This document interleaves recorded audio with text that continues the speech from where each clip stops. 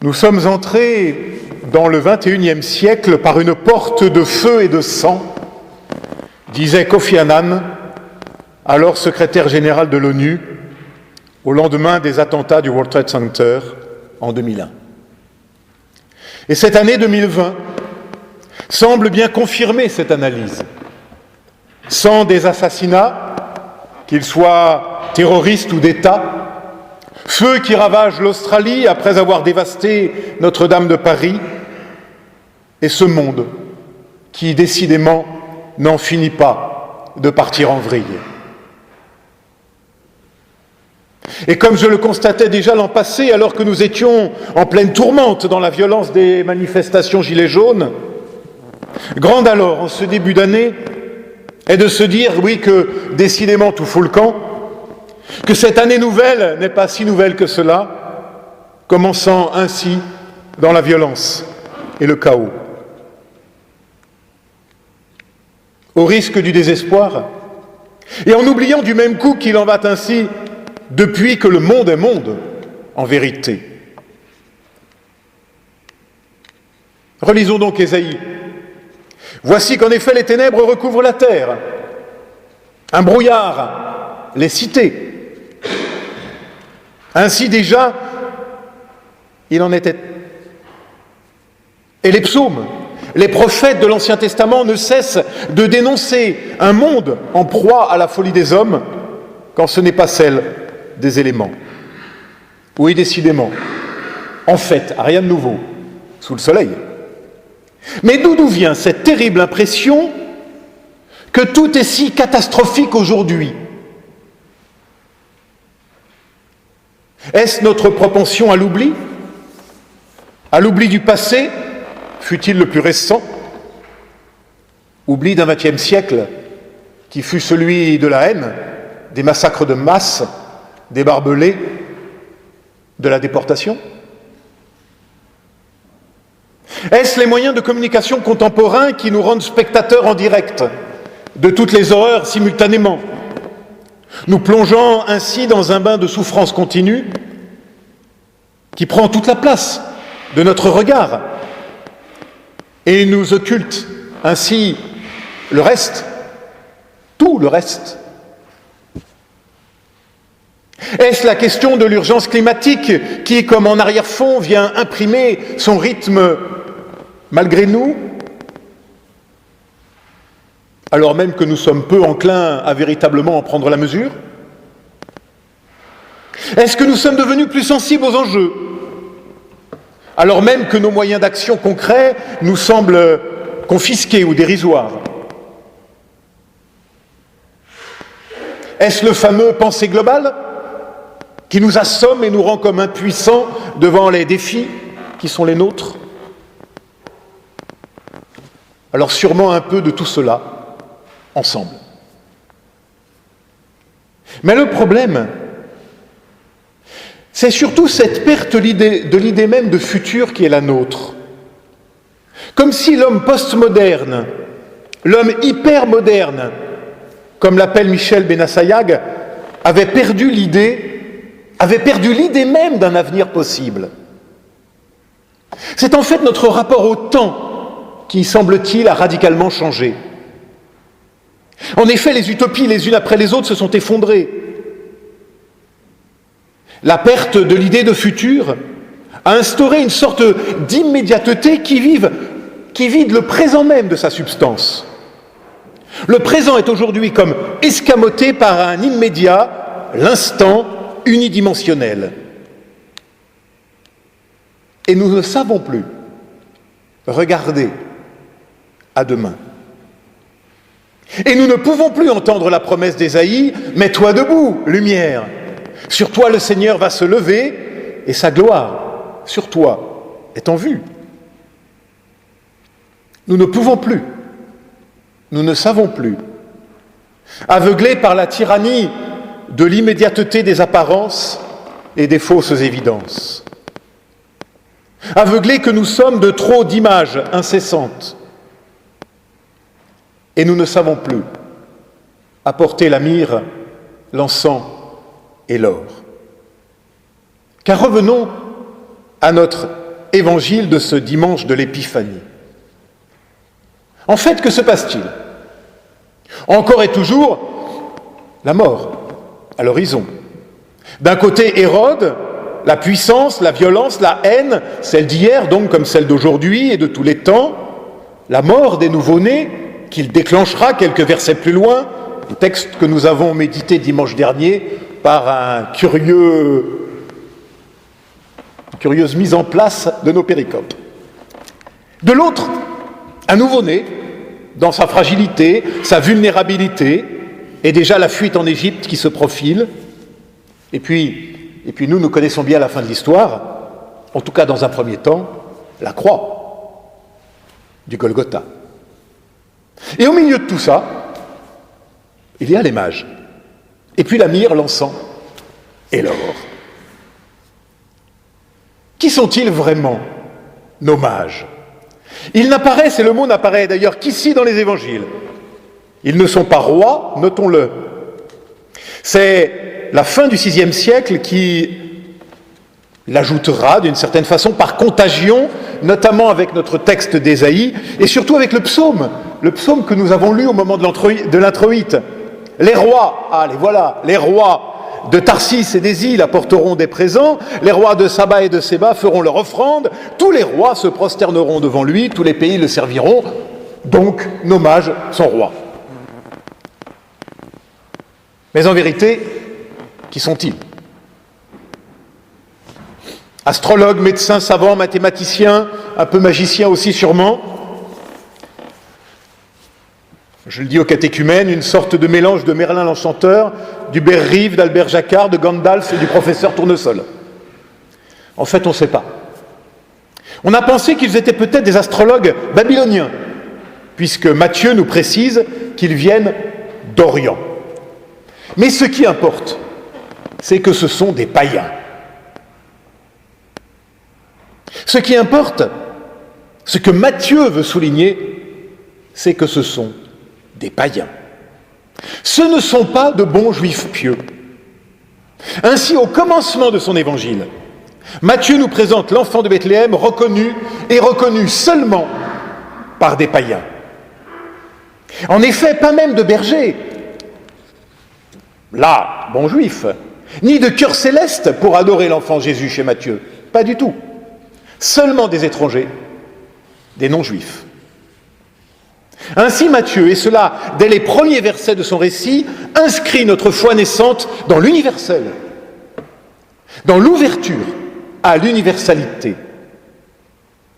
Et Paul de Tarse ne s'y était pas trompé, lui qui déjà s'était écrié, nous l'avons entendu lors de la deuxième lecture, ou ailleurs, lorsqu'il dit « En Christ, il n'y a plus ni juif ni grec, ni esclave ni homme libre, ni homme ni femme ».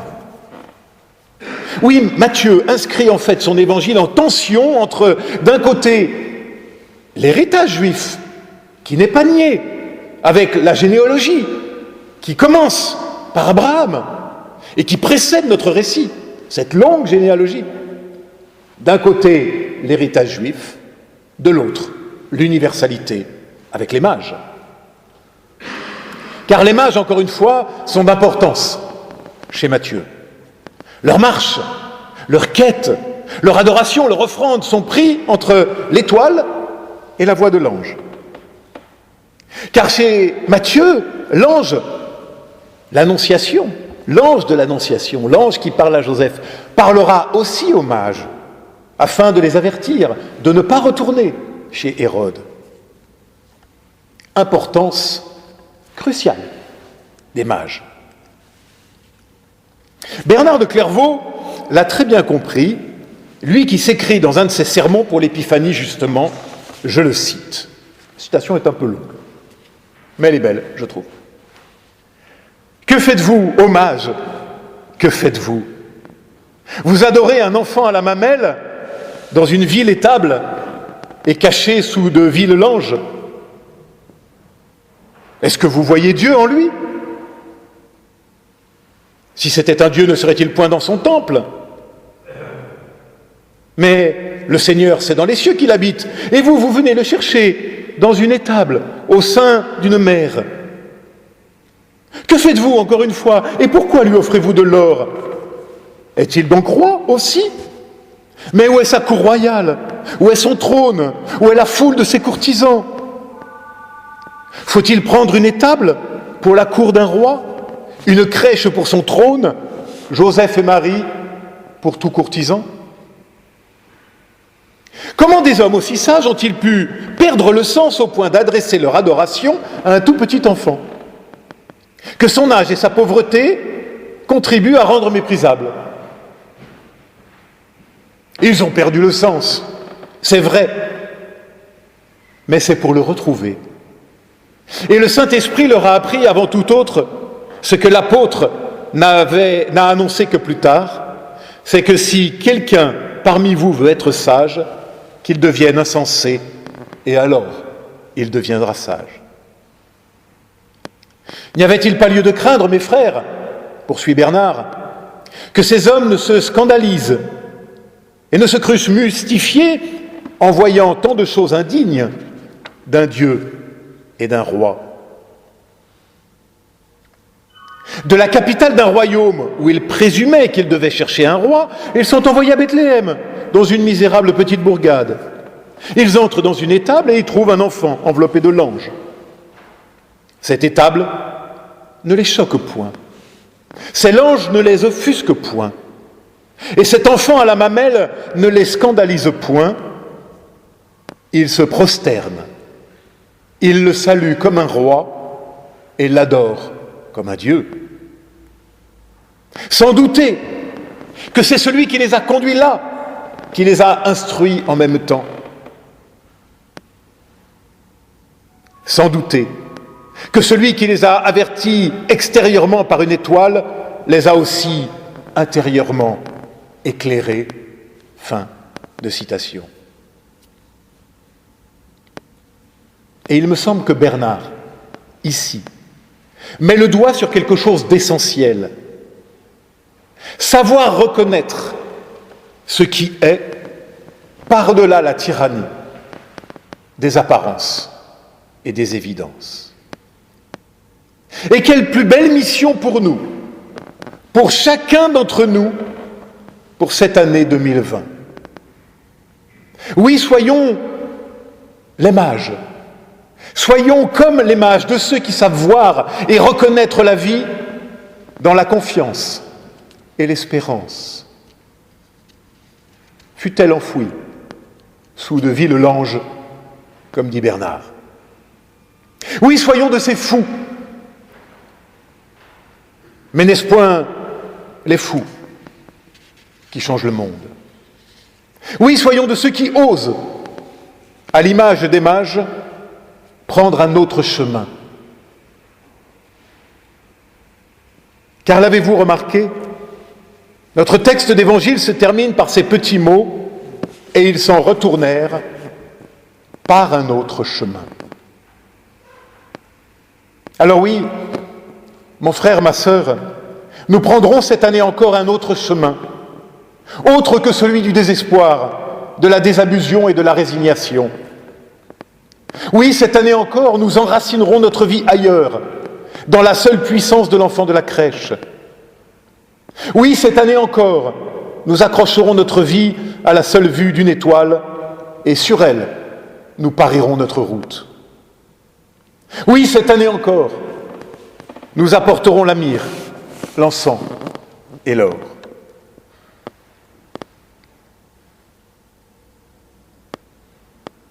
Car ma sœur, mon frère, les mages, qui sont-ils? Que représentent-ils sinon toi, sinon moi, sinon nous, qui ne sommes pas non plus, en tout cas pour la grande majorité d'entre nous, issus du peuple d'Israël? Oui, les mages, c'est toi, c'est moi, c'est nous. Et nous ne sommes pas rois, et ça tombe bien, puisque eux ne l'étaient pas non plus. Mais comme eux, nous avons entrevu l'étoile briller à travers les pages du vieux livre. Comme eux, nous nous sommes mis en route, et cette route nous conduit là, ce matin. Comme eux, par la voix de l'ange entendue à travers les pages de l'Évangile, nous repartirons par un autre chemin, celui de la confiance, de l'espérance et de la charité. Et nous offrirons cette année encore la myrrhe, l'encens et l'or. Mais au fait, que représente la myrrhe, l'encens et l'or? Les mots n'apparaissent qu'ici dans les évangiles et même quasiment qu'ici dans tout le Nouveau Testament. Mots rares donc s'il en est, et vous savez que ce genre de choses pique ma curiosité. Depuis les pères de l'Église et Grégoire le Grand, me semble-t-il, on a compris l'or comme une allégorie de la royauté du Christ, l'encens comme celle à sa divinité, et à travers la myrrhe, l'allégorie de son humanité. L'or, en effet, apanage des rois et signe de pouvoir et de puissance. L'encens, objet de culte par excellence que l'on offre à la divinité. Et la myrrhe qui, mélangée au vin, servait aussi de remède et qui surtout, était utilisée pour l'embaumement des dépouilles. Le mot n'apparaît d'ailleurs qu'ici, dans tout le Nouveau Testament, et une fois chez Jean, qui nous précise que Nicodème apporte à Joseph d'Arimathée de la myrrhe afin d'embaumer le corps de Jésus. Soit, dont acte, et le docteur Martin Luther partage d'ailleurs cette lecture et cette compréhension. Mais on peut aussi voir dans la myrrhe, l'encens et l'or une métaphore du temple de Jérusalem.